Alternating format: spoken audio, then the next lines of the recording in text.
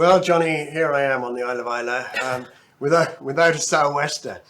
One of the most enjoyable things about going to that island is the four seasons in one day, of course, which is everybody knows about.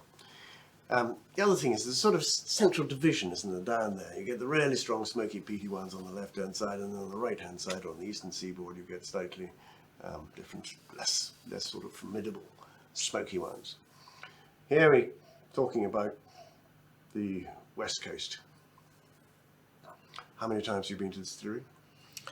Quite a few, although this is officially an undisclosed distillery. It's a Williamson, so we sort of need to leapfrog the name of the distillery. Okay. But that's so okay. Maybe we can talk about the Lady Williamson. Bessie Williamson, famous, I believe the first female distillery manager, and certainly in Islay, which I think is pretty incredible. And she was distillery manager of... A name we need to leapfrog, Ronnie. A name we need to leapfrog.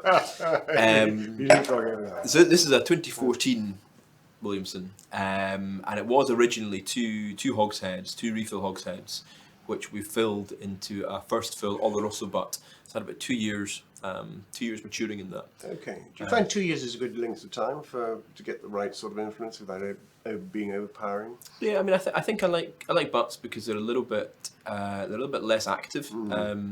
So you've still got a lot of distillery character coming through. Yeah. Although saying that with something like this, a really powerful, smoky Islay distillate, you would need to work pretty hard to overpower that in a cask.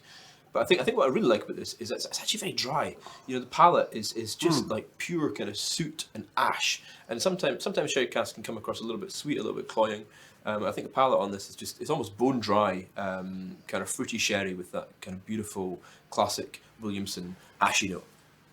You've got on the noses, you've got that lovely sort of sweetness in the nose of the dried fruits and so on, typical of a butt. But on the palate, texture's nice. Spreads evenly, and then whoosh, that tremendous, powerful seaweedy smokiness comes through halfway on the palate.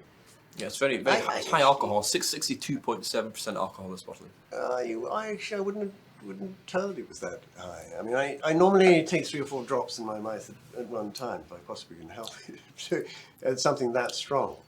But I would have said that's 55, 56. So to me, it comes across as something slightly less strong than that. But actually, the intensity is great, isn't it? And if you love that sort of thing, then this is a perfect one for you, Williamson. I think for me, this is one to stand on top of the ferry to Islay with the wind kind of blowing in your face, the rain pelting. We could recreate that Titanic moment. And my sou'wester comes back. Yeah.